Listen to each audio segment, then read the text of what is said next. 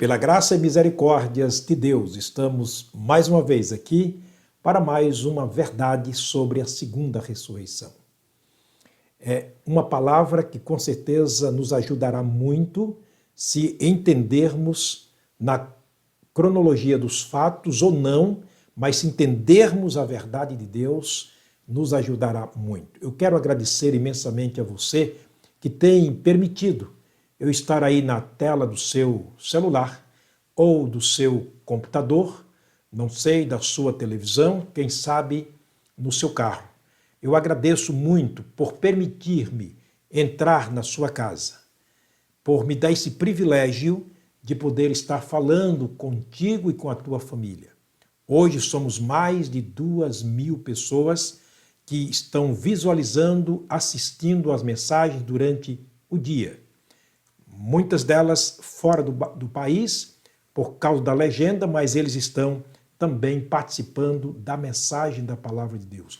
Dou graças a Deus por esses momentos tão importantes que nós tiramos. Quero te agradecer por parar um pouquinho e ouvir a palavra. Faça isto em sua casa com a sua família.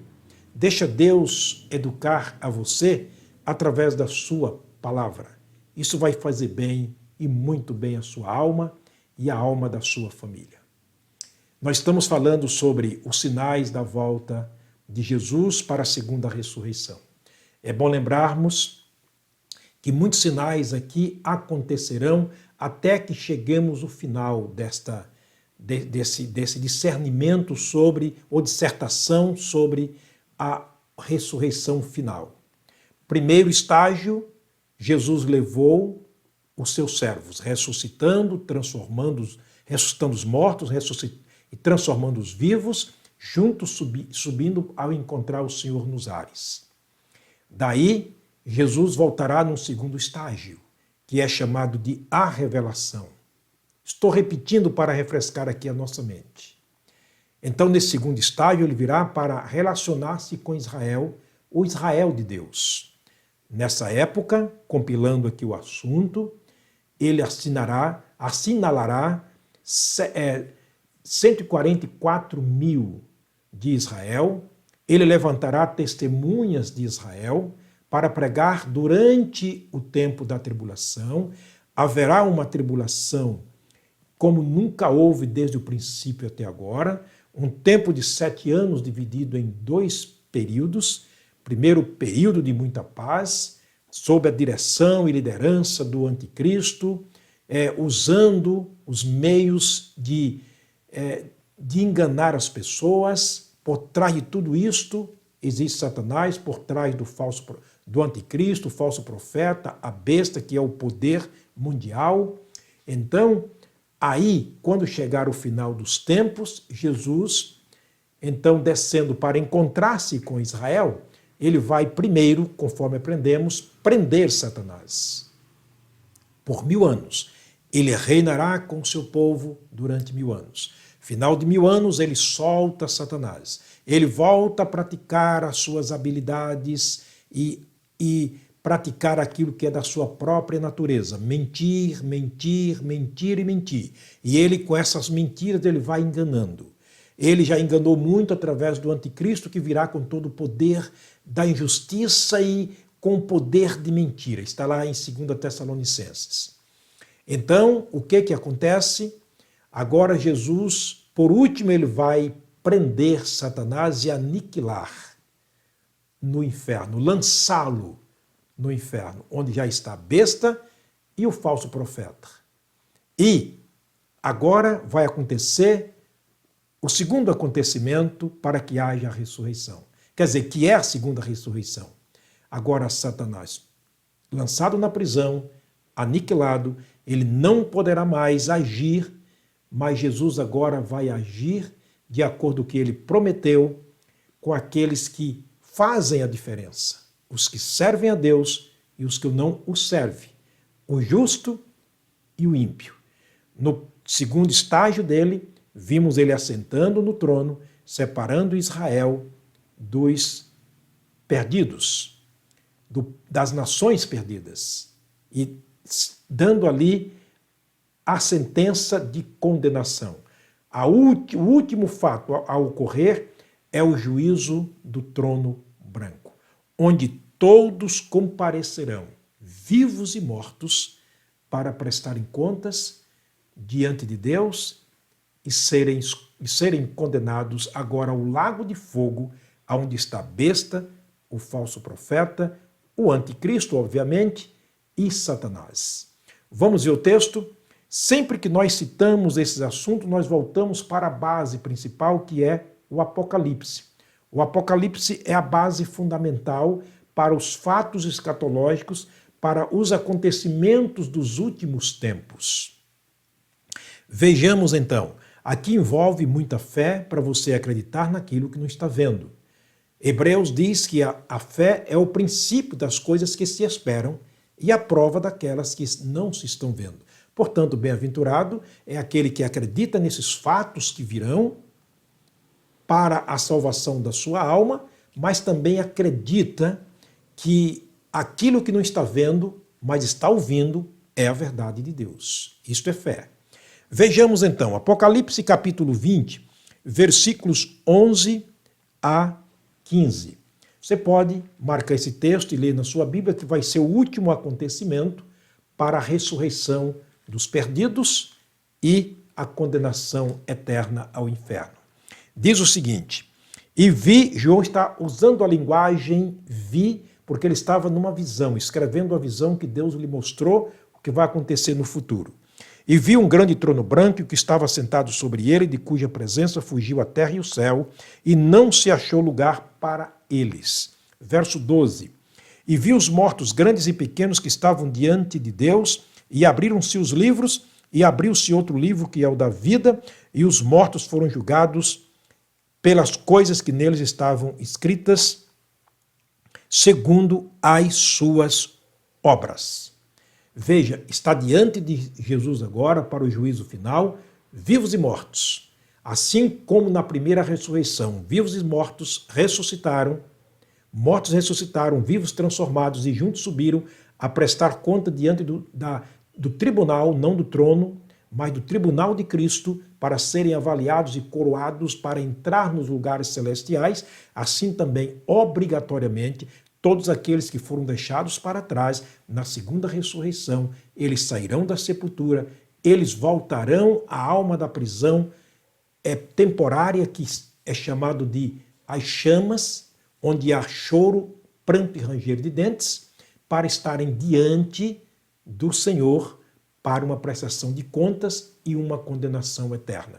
Muito triste isso aqui, mas essa é a verdade de Deus. Por isso que Malaquias diz: olhareis e vereis a diferença entre o que serve e o que não serve a Deus, entre o justo e o ímpio. Chega no versículo 4, versículo 13, vai haver agora a segunda ressurreição. E deu o mar os mortos que nele havia, e a morte e o inferno deram os mortos que neles haviam, e foram julgados cada um segundo as suas obras. Eles agora estão saindo do mar, estão saindo da terra, almas e espíritos voltando da prisão perpétua ao inferno desde que morreram, estão presos nos negrumes das trevas, no sofrimento da alma. Lembra de Lucas capítulo 16? O homem morreu, foi sepultado e no inferno ergueu os olhos, estando em tormento, e disse: Pai, Abraão, tem misericórdia de mim, que estou atormentado nessas chamas. Deus nada pôde fazer e disse para ele: lembra-te dos teus bens que recebeste em tua vida, e Lázaro somente males. Agora aqueles que me serviram aqui estão consolados e vocês aí estão em tormento. Eles permanecerão até este momento.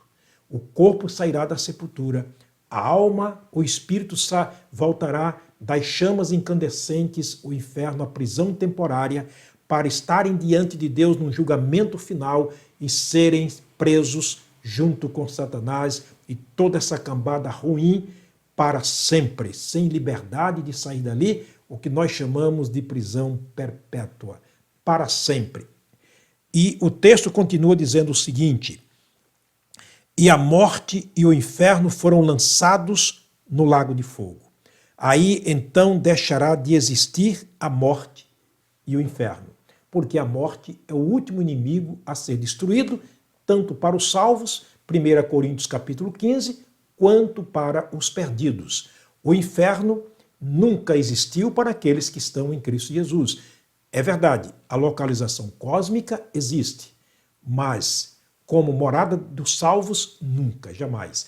Mas para aqueles que não receberam Jesus como Salvador, ele permanece vivo e ativo. E neste momento a Bíblia diz que o inferno será lançado no lago de fogo, a morte também será lançada no lago de fogo, que é a prisão perpétua, ou seja, esta é a segunda morte. Chega no versículo 15, a Bíblia diz o seguinte: e aquele que não foi achado escrito no livro da vida do Cordeiro foi lançado, ou seja, no livro foi lançado no lago de fogo.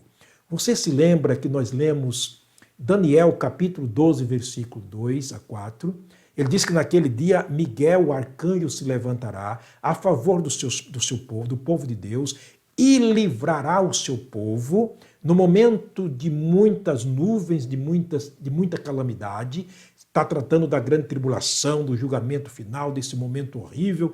O povo de Deus que aqui estiver vai estar livre, salvo do lado direito do Senhor. E ele disse algo interessante: e ele livrará todo aquele que seu nome estiver no livro. Aqui, o nome que não está no livro são aqueles que nunca serviram a Deus, nunca serviram ao Pai, nunca obedeceram a Deus, são ímpias, pessoas ímpias que nunca foram lavados pelo sangue de Cristo, seu nome continua no livro do julgamento final. E a Bíblia diz: e foram lançados para dentro do lago de fogo. Meu querido, não obrigatoriamente isso tem que acontecer com você e comigo. Não. Porque Jesus Cristo veio para nos livrar. Jesus Cristo veio para nos dar a vida, para nos resgatar desse lugar de maldição, dessa caminhada infernal que conduz para o lago de fogo. Ele diz: eu sou o caminho, a verdade e a vida, ninguém vem ao Pai senão por mim. Eu sou a porta, aquele que entrar por mim, entrará e sairá e achará pastagens e acharão descansos para as vossas almas.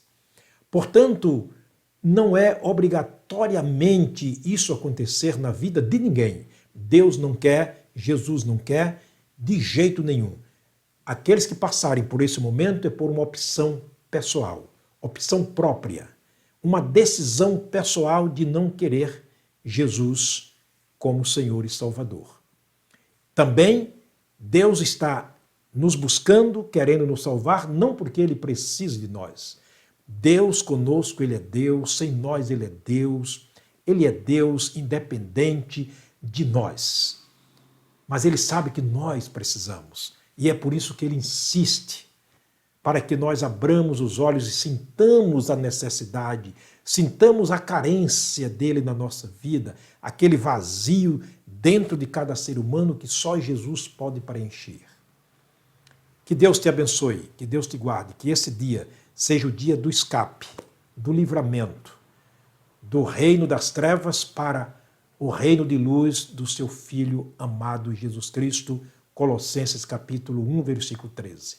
Deus te abençoe. Quero orar mais uma vez. Pai, obrigado, Deus, por tua graça. Obrigado, meu Deus, pela tua palavra, por esse tempo que nós temos de estarmos aqui examinando, vendo, ó Deus, aquilo que o Senhor deixou para nós escrito na tua palavra. Obrigado pelos meus irmãos e amigos que estão me assistindo. Deus, tem misericórdia de cada um de nós. Abençoa nossas famílias, guarda-nos de uma tragédia final tão desconfortável e tão terrível. No nome de Jesus, eu oro agradecido, hoje e sempre. Amém. Muito obrigado, meu querido irmão e meu amigo. Nos vemos na próxima mensagem, se Deus nos trouxer aqui, outra vez, com vida, para mais uma mensagem dele ao nosso coração.